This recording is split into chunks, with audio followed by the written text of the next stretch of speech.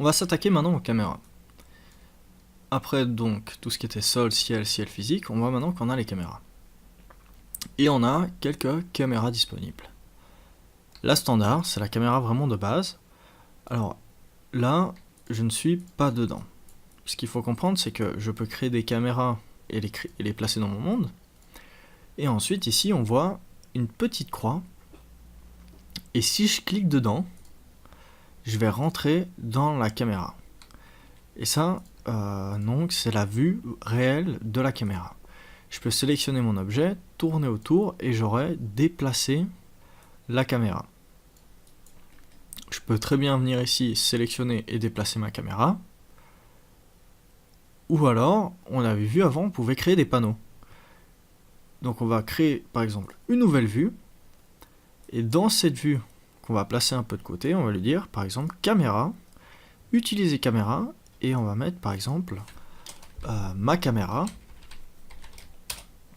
Voilà. Et on voit que dans caméra, on peut utiliser ma caméra. Et que si je rentre dedans, et bien là, je suis dans la caméra. Et je peux même me déplacer ici. Et on voit que ça va déplacer la caméra dans mon environnement 3D. Ou alors, je vais déplacer ici la caméra. Et ça va déplacer la vue dans mon viewport que j'ai créé.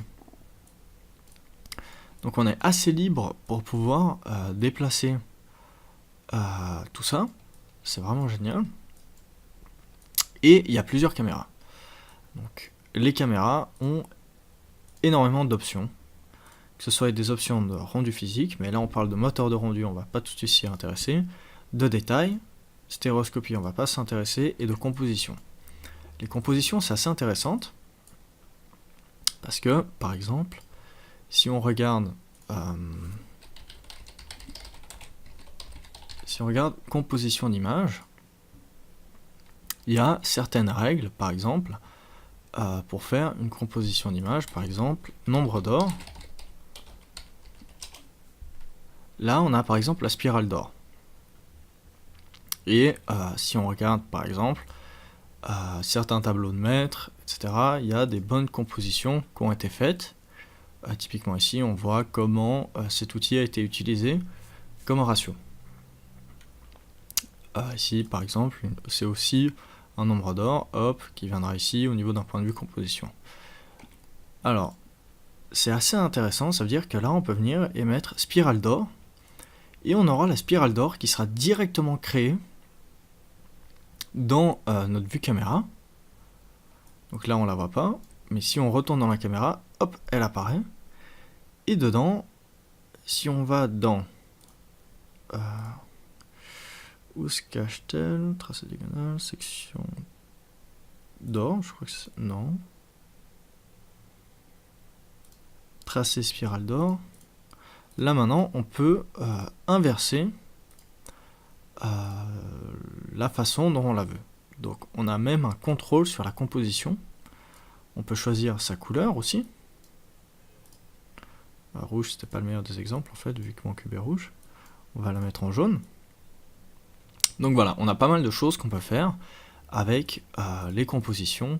On en a pas mal. On a dessiné une grille, on a les triangles, la diagonale, section d'or. Voilà, je l'avais pas coché. Section d'or et croix de visée. Donc on a énormément de moyens de se référer par rapport à notre caméra, par rapport à la composition. Ensuite, juste d'un point de vue navigation, on regarde que si mon cube est sélectionné et que je suis dans la caméra, je peux bien me balader, mais que si je désélectionne mon cube et que j'ai que la caméra, là je vais tourner sur le centre de ma caméra, et ensuite pour zoomer et dézoomer, c'est jamais vraiment agréable, enfin c'est un peu compliqué. Donc personnellement, à chaque fois que je sélectionne une caméra, je sélectionne l'objet auquel je veux tourner, etc. Comme ça j'ai quand même un bon contrôle de la navigation de ma caméra. Ensuite, donc, il y a plusieurs caméras. On va voir la caméra de visée. La caméra de visée a pour but un tag, ici, directement à sa création, et on va lui donner en fait une cible. Et cette cible, actuellement, ce sera notre cube. Donc on va prendre le cube, on va pas cliquer dessus, parce que sinon on perd les attributs. On va cliquer donc sur le tag. Toutes les petites options qu'on voit ici, c'est des tags d'objets. on va cliquer sur ce tag et on va drag and drop notre cube. Et là maintenant, la cible de notre caméra est le cube. Ce qui veut dire que si on déplace la caméra, elle va toujours cibler le cube. Et ça, c'est un énorme gain de temps. C'est vraiment génial. Ce qui veut dire que, quoi qu'il arrive, où que j'aille, il va toujours focus mon cube. Donc voilà. Ensuite, on aura la caméra stéréo que je n'ai jamais utilisée, donc je ne peux pas tellement vous en parler. On a la caméra réaliste. Là, ça devient assez fun. Alors, si on regarde, on a un petit personnage qui a été créé, qui porte une caméra. Et quelqu'un qui porte une caméra... Pardon. Quelqu'un qui porte une caméra aura quelques à-coups, va marcher, fera des petits mouvements d'épaule. Donc si on met play, on voit que la caméra va légèrement bouger de cette manière-là, et que si on va dans la vue caméra, on ressent ce mouvement, ce déplacement. Et ensuite, on voit qu'on a une spline au sol. Donc une spline, on les a vus, c'est tous les éléments qui sont ici. Il y a une spline qui a été dessinée, par exemple avec cet outil crayon, on peut dessiner des splines. Donc une spline a été dessinée, et si on va dans la caméra, et qu'on va dans le tag, dans l'option ici, caméra réaliste, et qu'on scrolle un bon bout, on voit ici trajectoire de la spline. Et c'est spline trajectoire. Donc c'est cet élément-là. Et on a position caméra. Et que si on déplace ce curseur, en fait on va déplacer notre bonhomme. Et en se déplaçant, lui il aura donc ses à-coups d'épaule. Et donc on aura vraiment le mouvement de quelqu'un qui se déplace et qui met des mouvements d'épaule, de déplacement de bassin, etc. sur la caméra. Après on a quelques petites options, enfin on a énormément d'options même. On va pas toutes les voir, on peut afficher, désafficher le caméraman, simplement mettre une petite tige, enfin tout ce genre de choses. Donc on peut faire énormément de choses avec ce petit personnage. On a ensuite la caméra grue. Et la caméra grue, c'est plutôt épique. Ça nous sort une caméra riggée. Quand je parle de rig, ça veut dire qu'elle a des options qui ont été placées dessus, qui nous permettent d'animer et qui sont paramétriques. Donc ça veut dire que si je sélectionne ma grue, j'ai rien. Si je sélectionne ma caméra, j'ai les options de base. Voilà. Ici, il y a encore d'autres options qui sont vraiment bien. On va déjà cliquer sur caméra. Et on voit ici qu'on peut déplacer la rotation, qui est maintenant à moins 21,6, et que si on clique ici, elle est à moins 21,6. Donc ça veut dire que toutes les options qui sont censées être dans caméra grue ont été retransportées ici, pour qu'on ait que les informations de la grue, et non pas les informations de la caméra. Et donc on va pouvoir ici s'amuser, par exemple à déplacer la hauteur des pieds de la grue, à changer la longueur de la tête, donc on peut animer ensuite la caméra pour faire un immense avancement de cette manière-là. Hop, elle va se balader. Donc il y a vraiment énormément de choses possibles, et c'est vraiment génial d'avoir un contrôle en fait sur sa caméra de cette manière-là. Donc on va tous vite fait les faire. Donc là on a par exemple rotation de la caméra, ici déplacement, très bien, la hauteur de la tête, la rotation de la tête, la largeur de l'espacement de la tête. Donc voilà, énormément de choses qui nous donnent un contrôle total sur cette caméra.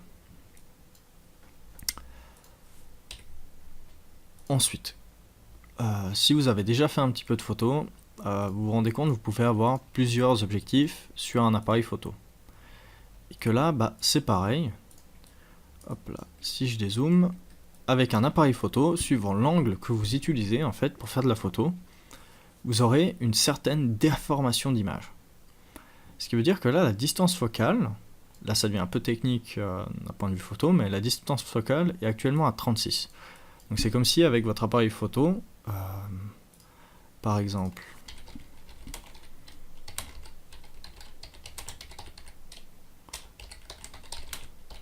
On va voir s'il va nous donner des visuels. Alors, on n'aura pas grand chose, mais là maintenant, ici on a plusieurs objectifs. On a 18-55, 24-105, 15-85, et suivant les objectifs, il y aura une certaine déformation d'image qui va être faite. Par exemple, ici on voit qu'il y a une immense déformation d'image sur cette image. Sur celle-ci, il n'y en a pas tellement. Et en fait, les objectifs, en fonction de leur ouverture, du niveau zoom donc, il y aura une certaine déformation qui va être appliquée. On va tout de suite voir ça. Alors ici, on a plusieurs angles. Par exemple, si on se met à un objectif normal, 50 mm, on dit que le 50 mm ou 55 mm, c'est plus ou moins la vision de l'œil. Mais les puristes en photographie vous diront que non, parce que nous, on a deux yeux, alors que l'objectif n'a en quelque sorte qu'un œil. Donc c'est pas vraiment le même angle de vue. Mais je peux pas tellement débattre là-dessus, parce que je suis pas assez expert pour argumenter. Donc là, on a le 50 mm. On va passer au portrait 80 mm. Ensuite, on va tous les faire, voir les différences. Télé 135. Donc là, je vais pouvoir dézoomer. Et on voit déjà que les angles sont pas pareils. Ensuite, Super Télé 200 mm. Et là, on voit vraiment qu'il y a une sacrée... c'est comme si en fait c'était presque devenu isométrique. Si on regarde les angles. Et là maintenant, on va sortir de la caméra et voir ce qui se passe. Du point de vue caméra. On voit que la caméra est super loin, que l'angle est devenu tout petit ici, alors que la distance focale est immense. Et ensuite, si on va baisser cette distance focale, on voit en fait que lui, il s'agrandit. Et en fait, c'est là que la déformation s'applique. C'est que si, hop là, je rentre dedans et que j'agrandis ce nombre, bah les angles seront moins aigus, et que si je dézoome et que je me mets par exemple à un 15 mm et que je viens zoomer sur le cube, et bah là les angles seront complètement déformés. Donc c'est important de comprendre qu'on peut faire de la déformation visuelle rien qu'avec la caméra. Donc là je suis à 4.2, c'est vraiment petit, la déformation est immense. Et on voit que les angles veulent absolument rien dire, enfin plus rien dire. Voilà, ce point comme il vient, enfin là on dirait presque que c'est un triangle, alors qu'en réalité, ça reste un cube, mais on voit où la caméra est placée. Et c'est normal que dû à la déformation physique qu'elle applique, d'avoir en fait ce visuel comme rendu d'image. Donc ça, à ne pas oublier qu'on peut avoir vraiment un contrôle total sur ce qui se passe avec sa caméra. Voilà, là je suis revenu à 50. Très bien. Alors je vais voir si je peux quand même vous montrer déformation caméra. Angle. Oula.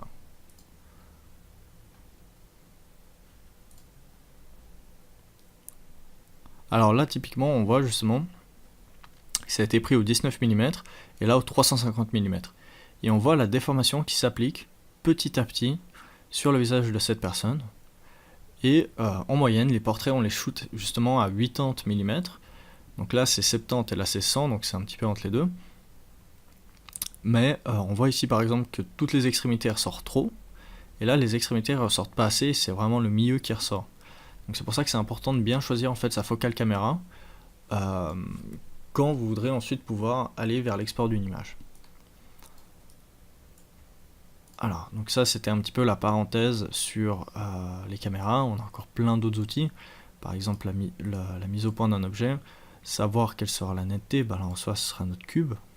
Donc on a énormément d'outils possibles et